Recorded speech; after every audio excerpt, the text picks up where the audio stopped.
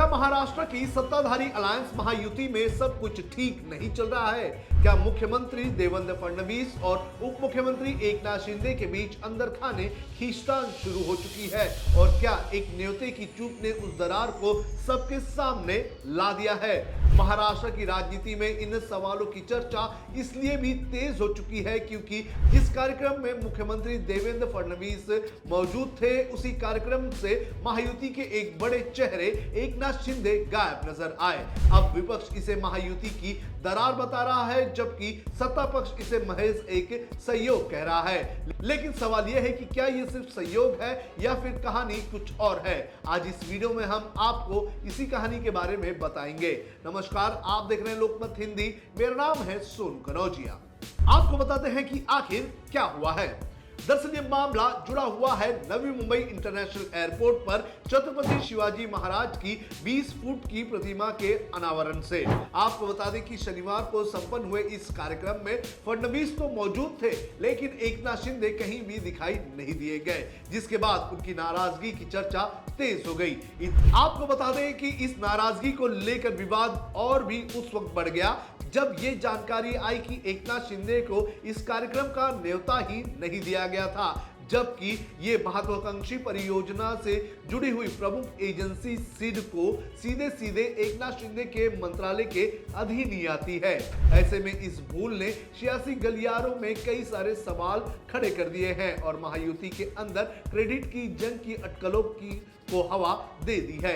Adani airport authority और सिडको द्वारा आयोजित इस कार्यक्रम में मुख्यमंत्री देवेंद्र फडणवीस, रायगढ़ की पूर्व मंत्री अदिति तटकरे और वन मंत्री गणेश नाइक उपस्थित थे। सूत्रों का दावा है कि शिंदे को कार्यक्रम की जानकारी नहीं दी गई थी, जबकि उप मुख्यमंत्री सुनेत्रा पवार का नाम भी लिस्ट में गेस्ट के तौर पर हटा दिया गया था।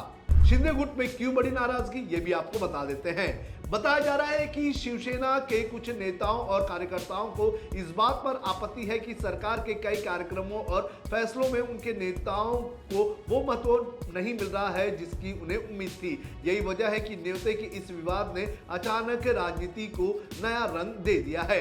राज्य मंत्री संजय सिरसाट ने कड़ी नाराजगी जताते हुए कहा है कि नौकरशाही के कुछ वर्ग राजनीतिक दबाव में काम कर रहे हैं और परियोजना के लिए सही क्रेडिट देने से इनकार करने की कोशिश कर रहे हैं। चर्चा यह भी होने लगी है कि महायुति में सबसे बड़ी पार्टी बीजेपी होने की वजह से सत्ता का केंद्र पूरी तरह से मुख्यमंत्री कार्यालय के इर्द गिर्द सिमटता जा रहा है, जबकि सहयोगी दल खुद को उपेक्षित मान रहे हैं। विपक्ष का हमला, फडणवीस की नोटिस।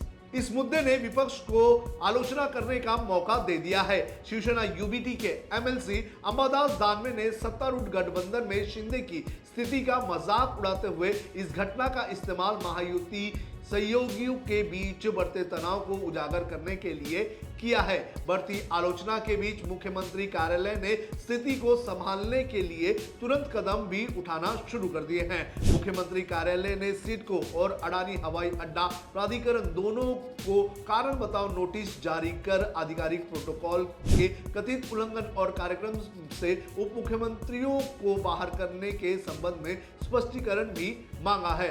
अधिकारियों द्वारा इस चूक के कारण का पता लगाने के प्रयास के बीच इस घटना ने सत्तारूढ़ गठबंधन के अंदर खाने चल रही दिक्कतों पर चर्चा को और भी तेज कर दिया है। इस विवाद ने गठबंधन सहयोगियों के बीच तनाव और महायुति सरकार के अंदर राजनीतिक क्रेडिट को लेकर अटकलों को और भी बल दे दिया है। क्या है फडणवीस बनाम शिंदे की लड़ाई? हालांकि सार्वजनिक मंचों पर देवेंद्र फडणवीस और एकनाथ शिंदे लगातार एक दूसरे के साथ खड़े नजर आते हैं और महायुति की एकजुटता का दावा करते हैं, लेकिन राजनीतिक गलियारों में लंबे समय से ये चर्चा चल रही है कि दोनों नेताओं के समर्थकों के बीच वर्चस्व की लड़ाई जारी है। कई मौके पर शिवसेना नेताओं ने यह भी कहा है कि 2022 की बगावत के बिना बीजेपी सत्ता में वापसी नहीं कर पाती। दूसरी तरफ बीजेपी के नेता फडणवीस के नेतृत्व को महायुति की सबसे बड़ी ताकत बताते हैं। फिलहाल इस पूरे मामले के बाद तस्वीर यही है कि एक निमंत्रण को लेकर शुरू हुआ विवाद अब महाराष्ट्र की राजनीति में बड़ी चर्चा बन चुका है।